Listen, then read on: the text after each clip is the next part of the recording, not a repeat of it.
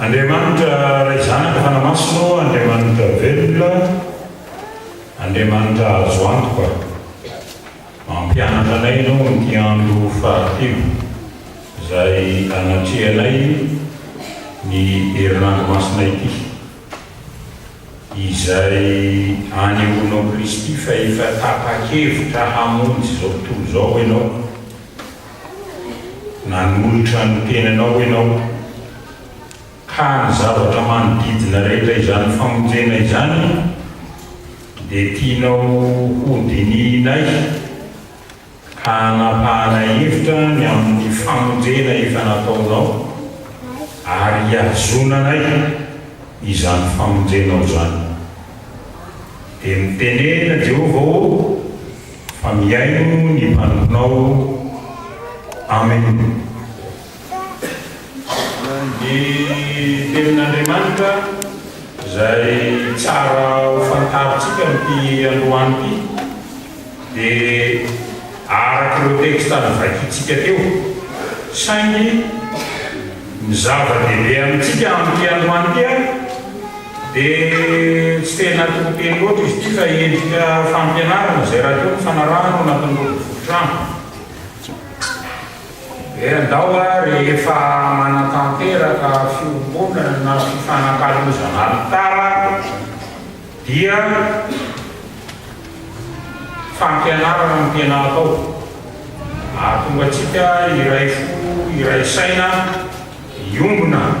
eo anatrehan'izany herinandro masina izany. Ny perikopan'ny herinandro masina dia mitovy tsara izay ampiasaina manerana ny fotrano amin'ny ankapobeny. Amin'ity andro fahatelo ity dia misy fanontaniana ho zanitsika efa mivoaka etsika hoe ahoana izany tompo mampiseho ny fitiavany antsika izany. Raisina ao amin'ireo perikopa Salamo 5:20, Luka 4:20, Timoty voalohany 4:1. Ho aminareo ny fahasoavana sy ny famonrampo ary ny fiadanana avy amin'Andriamanitra ray sy Jesoa Kristy tompontsika. Olona tsotraky ny adi-tsaina, vatana feno olatry ny fahotana, ankohonana ravarava, fiavana tsy mifankaty raha tsy fahoriana, adino tanteraka ny hoe izay mahavangovangy dia kava. Misy koa nefa ny fitenena reny avadina tsaramonina. Ao anatin'ity teksta hitantsika androany ity ny Salamo 5:20 dia ahitana ny Ahitofela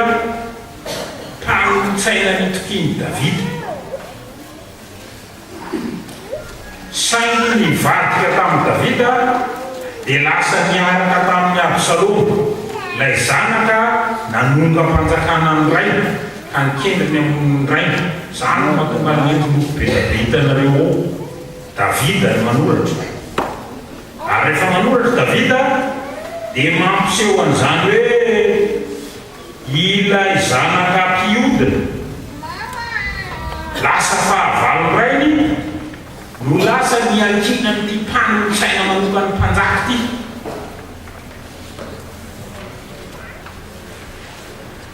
Zavatra tena hita ao anatin'ilay Salamo voakitikoana dia olona mivady pitokisana. Olona maninona? Mivady pitokisana. Zay tena hitantsika misongadina be eo hoe olona mivady pitokisana. Dia raha jerentsika anay le zavatra resan'ilay olona dia hoe rehefa mandray an'Andriamanitra ilay olona dia lasa manana fanantenana izy, ary ny fifanatorenana amin'Andriamanitra no mahatonga azy miteny hoe eny ane ka hanana helatra so. Andinako ao irantsika izany, irantsika protestanta dia ao atao anatin'io zavatra toa mifanohitra tsy azahoana ny tena fiainana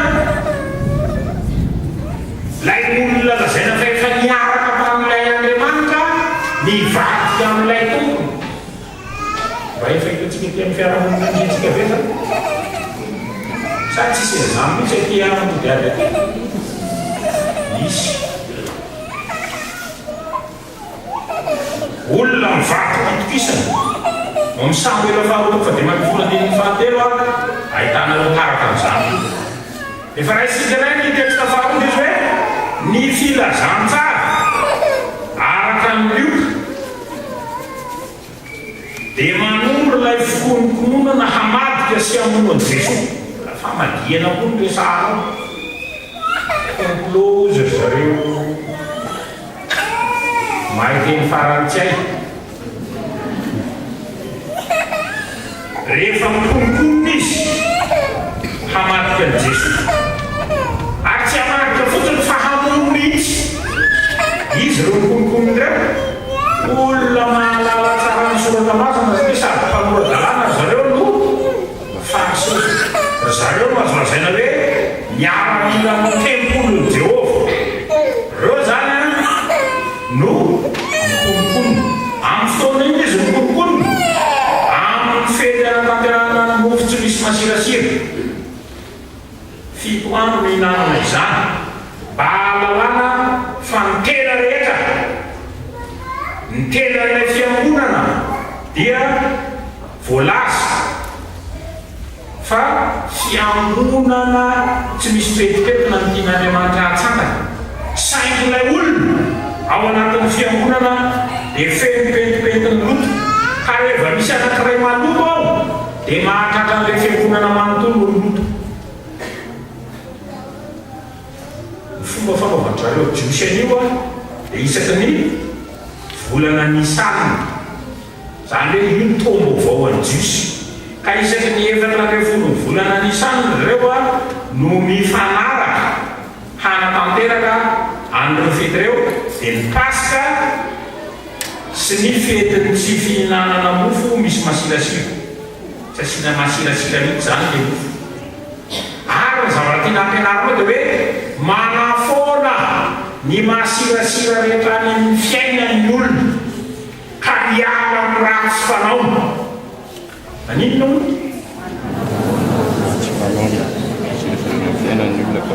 manafoana an'ilay masirasira rehetra any amin'ny fiainan'ny olona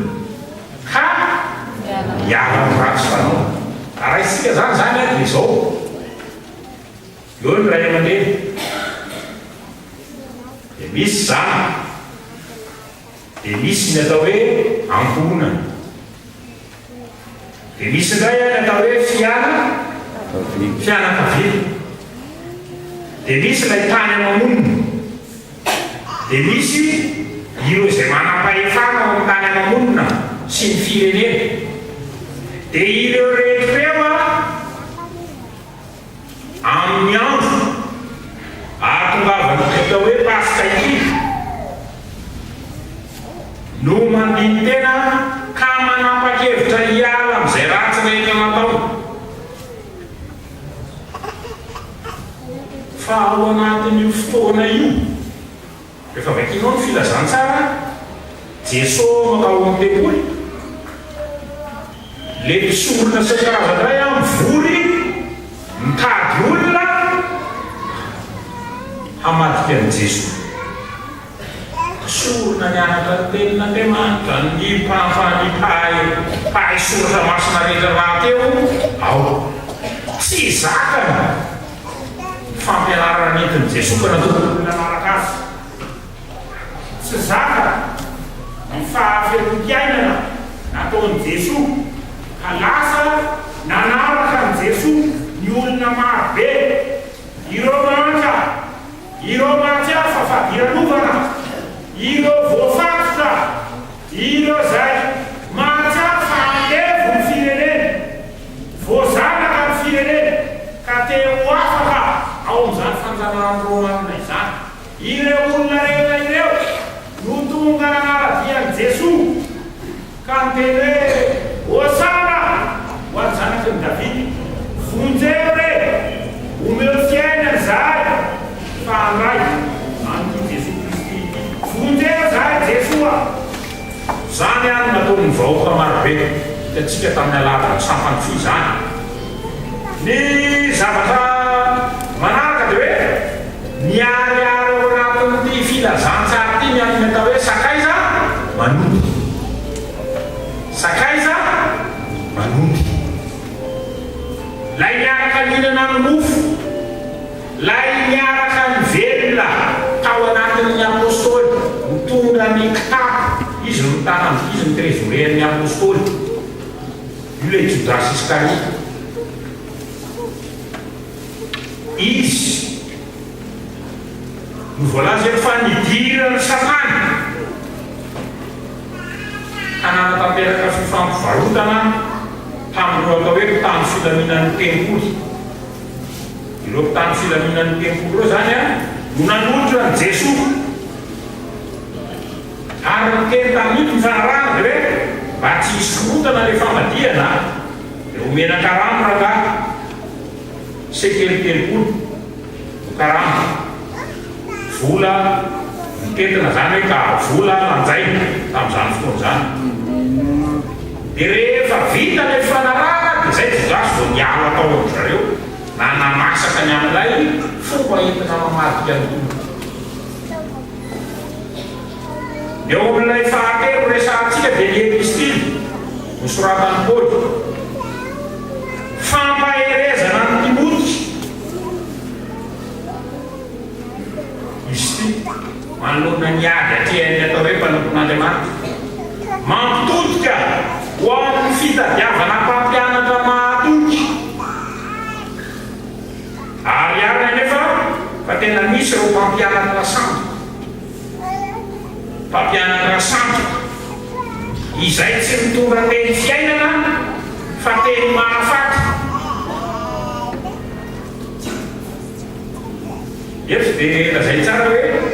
ny teny resany dia teny masina, teny velona, teny manasitana,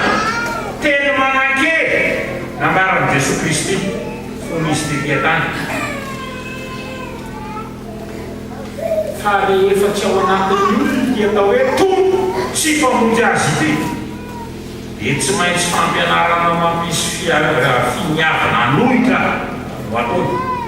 Manohitra zay lazain'i Jesosy Kristy, manohitra zay lazain'ny teny tsy misy kilemo. Ary reo karazan'olona manao fampianarana zanako reo ny tompony kolikoly sy ny risoriso ao amin'ny soratra masina ka antsoina hoe maharazy. Ny olona tsy niazona ny tenin'Andriamanitra zany no atao hoe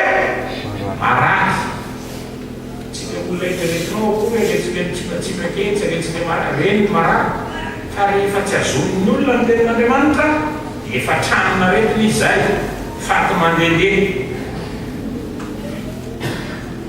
Ko raha ameratra ny fanontaniantsika hoe ameratra nyty fanontaniana ity tsika apetraka le fanontaniana hoe ahoana izany tompo mampiseho ny fitiavana antsika zany. Indreo nareo mpanompon'Andriamanitra laza hoe zay dia mino an'i Jesosy Kristy sady zany narotokely re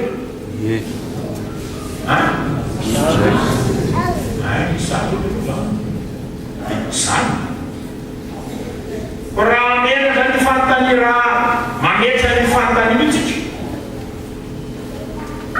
dia mitodika any aminao le vita batisy io, mitodika any aminao le mpamiray io, mitodika any amin'ilay olona zay efa natokana sy nitendrena. Arobe toerana misy antsika tao anatin'ity fiangonana ity ka hoentina manady ady anio a dia hoe iza moa ty tompo ty e, izy ty tompo ty. Dia zao le lazain'ny soratra masina hoe izy lay mihazona ny fanekeny mandrakizay ka tsy mivadika. Iza hoe le tompo? Io tompo koa natsoina hoe Jesosy Kristy. Io tompo lay tsy miombona amin'ny ratsy, tsy miray petapeta amin'ny ratsy, tsy miray petapeta amin'ny Satana sy ny miaramila.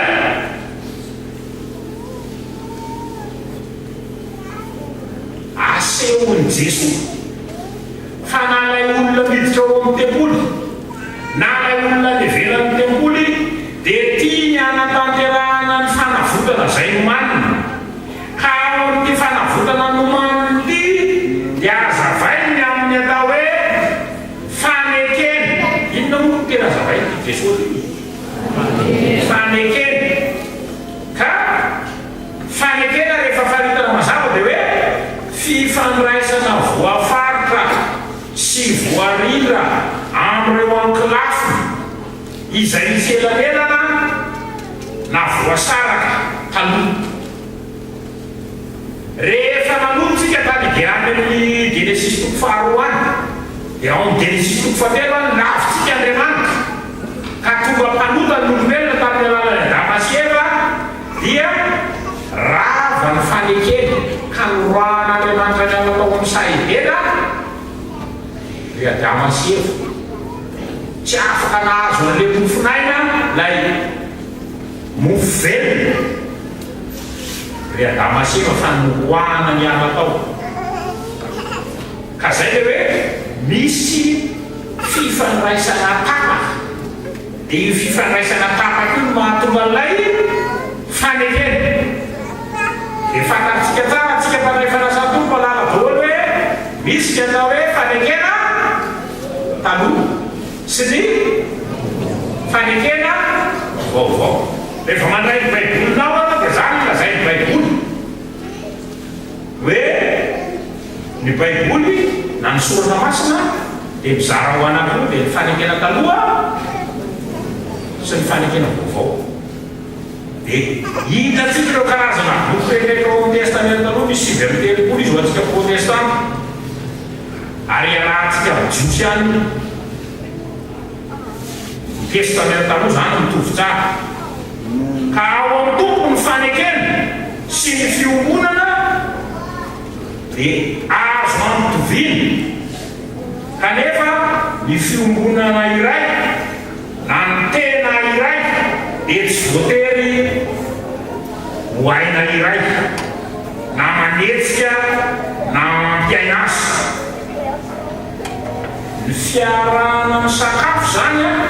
dia endrika anankiray anehoana ny firaisana sy ny fifamatorana ka anehoana fa nankatona fanekena ny olona. Efa itsika ny tena mba miaraka amin'ny sakafo zany sakafo ny lamitra zany fandraisana rehefa tombo avao rehefa ina fandraisana fanasana rehefa manao ny fandraisana ny fanasana ny tompo dia lazay le hoe mivelana ho atsika izany fanasana ny tompo zany ka anasana izay rehefa nanao fanekeny zany hoe tanteraka eo amin'ny fanasana ny tompo ny fanekeny tanteraka ekena ankatoavina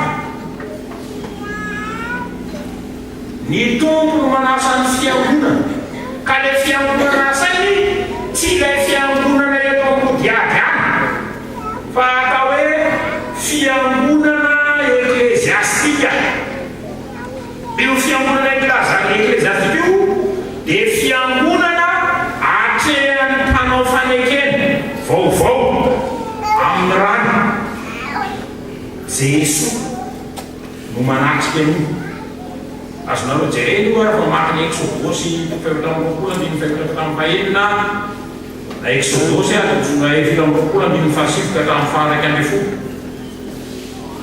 any amin'ny Genesis 3:3 Joshua 7:9 Samuel 2:2 rehefa misy zany fanekena dia misy andraikitra tsy maintsy tanterahana ataon'ireo mpifanaiky. Andriamanitra manao fanekena amin'ny olona sy ny fihavanana amin'ny olona an-daniny. Ilay olona mandray zany fanekena zany ankilany firy zao ho atokana ho mpandray fanasany tompo hoe ary firy tamintsika rehetra rehefa nanao fanekena atsakany tany izay fananao fanekena saikitsika rehetra vitsikely sisany tsy nanao fa lazaina teo hoe enao zay nanao fanekena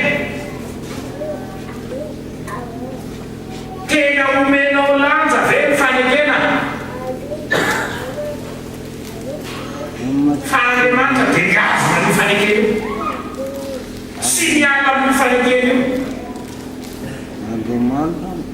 tena fanekena orendany oretany ka ny fanekena nataonao retany rendany mba mamilazao hoe sampinana fanekena efa nataontsika misy tompoko sy Andriamanitra tonga dia mpanay nataonareo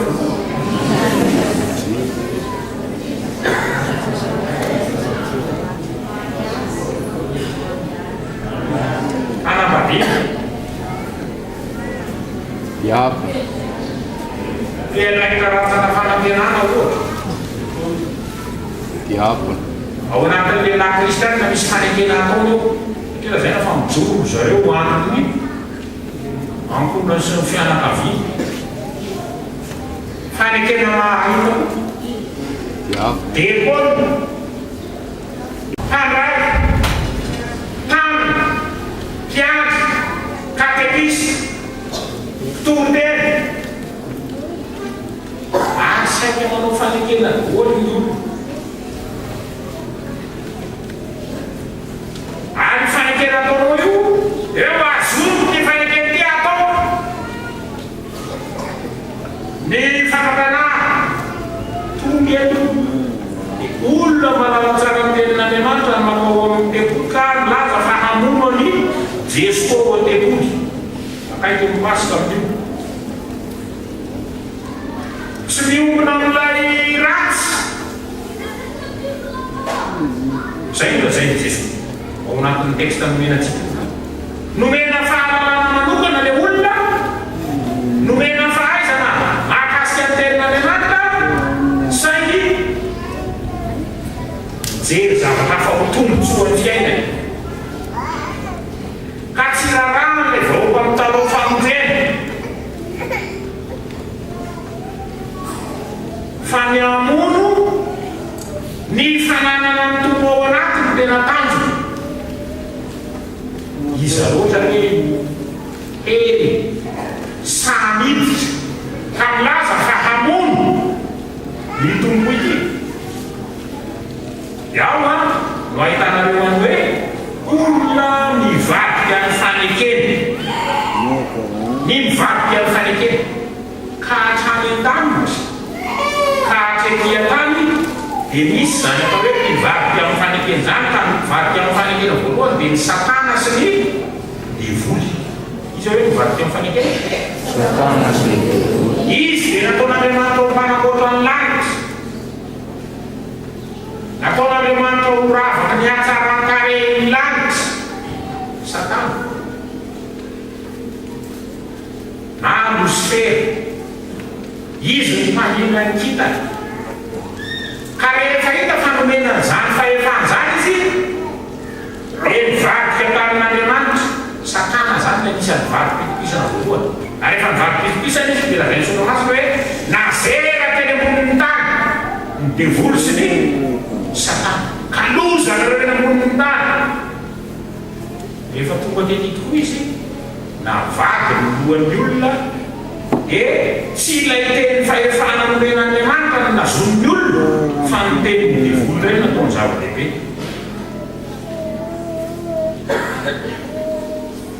ny tena ataony dia tsy hitokin'ny olona ndray rehefa lavo ny olona Andriamanitra nanao drafo amonjena nanao fanekena samy hafa Andriamanitra tamin'ny tamin'ny fandimby ny fanekena ny fandimby nataon'Andriamanitra io no milaza ny drafo amonjen'Andriamanitra atsika ka miasa ny Satana dia ny tsy hitokitsika ny drafo amonjena inona ho miasa tsy hitokitsika ny drafo amonjen'Andriamanitra zany no tena kanjo ny Satana ary rehefa tsy maty kenao dia raha saringana sy maty no ny tsy finoana sy ny tsy fahatokena zay lazain'Andriamanitra ary io mahatonga lehibe misondra masy hoe aza manome fitoerana miomona amin'ny ratsy malaky miomona amin'ny ratsy kombona aika fa ity amintsika ty ambony etia fian'olona tombona amin'ny ratsy ety ambony ety tsy miazona ilay filazantsara izy na mpivavaka ka ina ny atao misy izy manafana ole fahitako mpano ratsy zao atiakaitsika ny vaka toka gasy hanao ny adalàna fa tsy misy kristiana ranarakaazay ary raha miditra miditra koa izy aloany raha pitry izy dia mivoaka dia matahotra an'izay ny so dia vonomy ava miombona amin'ny ratsy olona no ilay tahotra ary dia tafiditra ao anatiny ilay ratsy rehefa matahotra ianao dia tafiditra ao anatinao ny ratsy ary rehefa tafiditra ao anatinao ny ratsy dia izy no mibaika inona mibaika ataony miala eo amin'ny sakana mpianatry ny tompo anao io zany mibaika ataony satana miala eo za afaka mampianao zavatra mamirapirana samihafa akanatony any Jesosy ihany ozy meko anao avokoa zavatra rehetra raha miamboaka firy olona miamboaka eo anatrehany satana no fanamin'ny volo no mamona no ny zavatra samihafa eo amin'ny fiainany izy raha zay manoratra misy matikena maso izy tamintsiro tsaramaso reny lasa nany tsy miteny fen'olona zany rehefa tangina vola sy tandena zao mipropany asa firy ray zao ny andeha ivarotenany ivarotenany a ka matika an' Jesosy miala amin'ilay tena mpamonjy tsy miazona famonjena amin'ny fitiavam-bola no mibaika ny olona tonga dia olona zany lasa tonga andevony le devony zany la zany eo atofaromorona amin'ny fahety eo tsy manatsafidy Jodasy fa zay tian'Andriamanitra atao zay tian'ilay devoly ataony no tanterana lay tian'Andriamanitra tsy fantantsony avily ny fonka tonga oloko azy izy lasa maizitsay ary dia hitanareo rehefa mitoky herinandro masotika zao zay ntseo fa valo moanao ny lay fifantoana ilay filazana ny fiombonanaina firaisana amin'ilay mpamonjy io no etiany raha mamadieran'Andriamanitra ka ilazana hoe io samboly io no izy fiambona aloha firy zay fanekena nataonao hoe dia ahoana ny fanampahaterahanao azy fandray fanasany tompo zao tsakako hoe tanapandray fanasany tompo apodi firy amin'ny fandray fanasany tompo rehefa namariko vola tamboloko fa tsakako kely zay nanao zay nanao io saina amiratsakana pily ndre mandeha fa no azosika tsara zany hoe fototra ny fiainantsika ny tenin'Andriamanitra inona ary nanaovantsika fanekena averitra ary nanaovantsika fanekena inona le fanekena ny tenintsika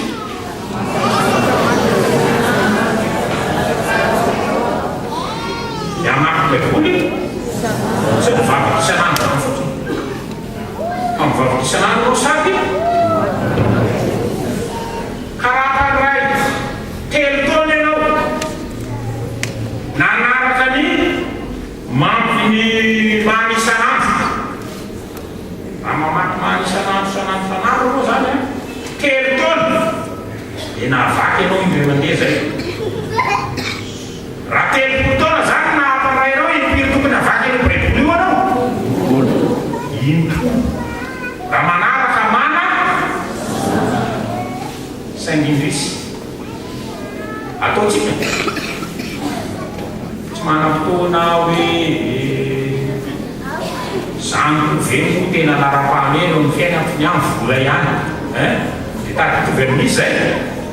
Tady ifanakaikana Judas zany dia olona mikapa vola be tsy manam-potoana ianonany tenin'Andriamanitra tsy manam-potoana ivavahana amin'Andriamanitra dia eo zany dia efa miseho ny mahaizantsika maninona tsika mandaika maninona ka nitialaina sy ny mandaika moa izy ny tena ray dia volo zavatra kely zany iverako kely fanekena nataonao mampandray andeha ratsika oatra nakaolafo mpiantry ny atao mpiantry lazanina rey mpiantry amorana totena isika ray sahana ao anatin'ny taona firy 5 sy telo kaka raha 10 taona zany izy fipazy ny totena raha 1 taona fotsiny dia firy raha plan fotsiny ny ataony dia 365 pas par an kena manao an'izany toeleka saka mandeha dia zaka io sy ny havana dia koa tokony anomana ny perikôpa rehetrarehetra isan'andro isan-kalahady 3 texte ao anomanany dia koa nona perikôpa ataony ve zany maray satria le namako rehefa volonga tao farinara tsy natao ahoana moa ny afahany anomana an'izany ary zany ny tena olana ho antsika satria Andriamanitra niantsonao amin'ny fahafahana niantsonao amin'ny famonjena ka izay rehetra tsy nahatanteraka reo andraikitra napetraka amin'ireo amin'izay tato ary fanekena batisa fanekena mpandray fanekena mpitandrina dekôna mpitotety katekisy tapiany rao ansambana sampanasa asa fikamanana voateny eo anatin'izany voany ary mantoman'Andriamanitra miverina amintsika andao iverina hiazona marina ny famonjena maninona montsika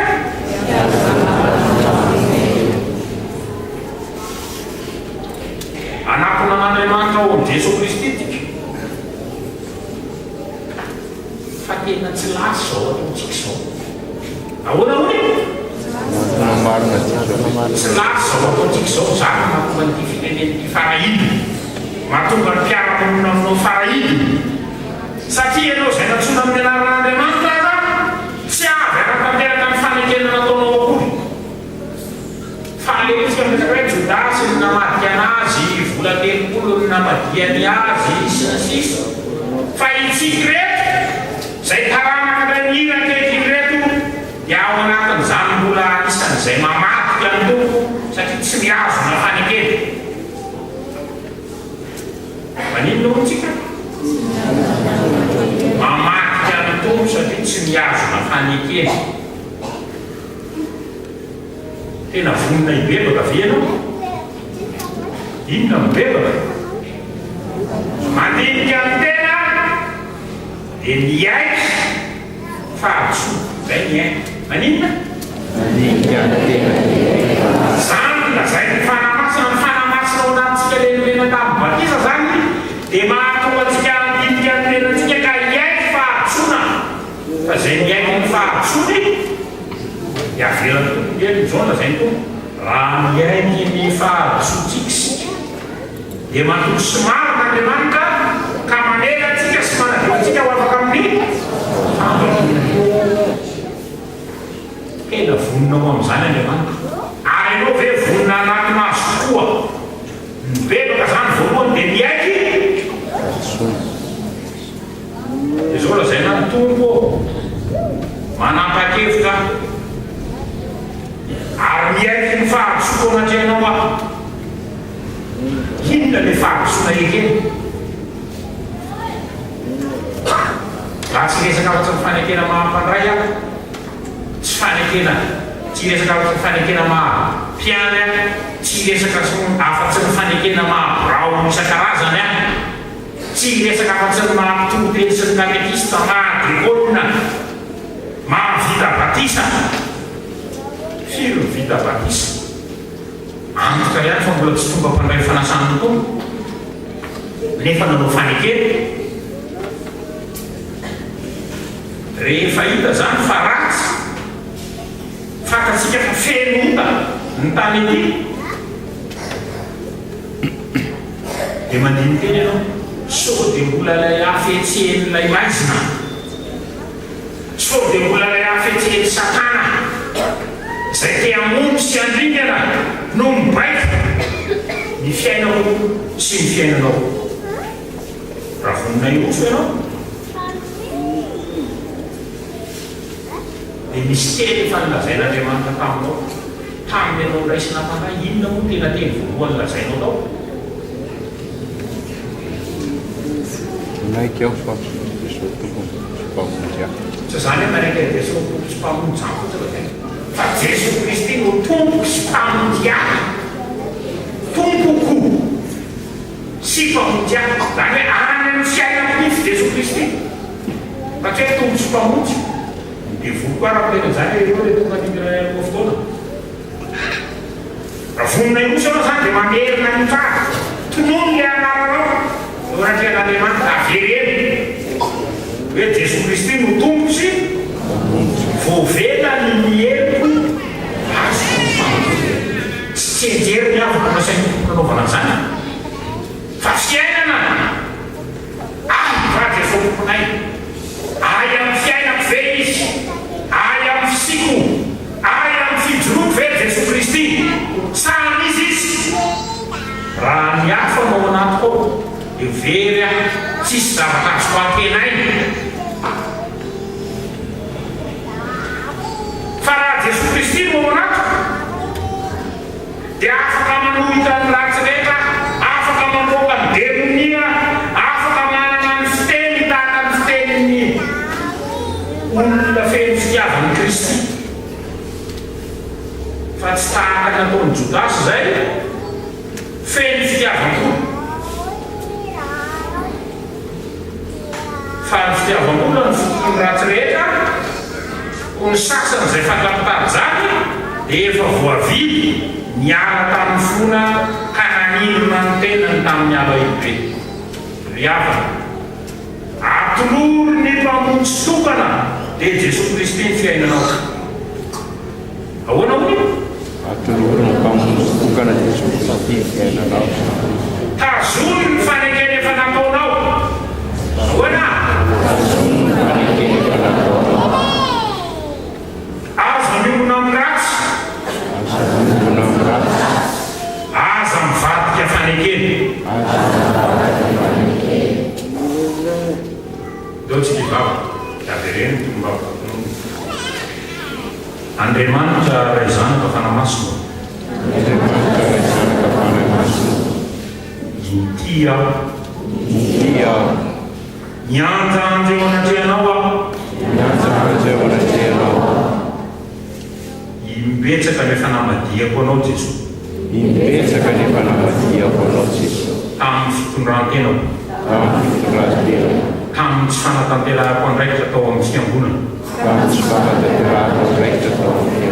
tamin'ny tsy fiombonako amin'ny ambonako amin'izay everako tena ho zavatra tombo mifona aminao aho vonjeo aho tombo raisy ny fifonako aminao midira ty anatin'ny foko sy ny fiainako ianao Jesosy Kristy dia roako ny devoly sy ny satana mamatopatotra ny fiainao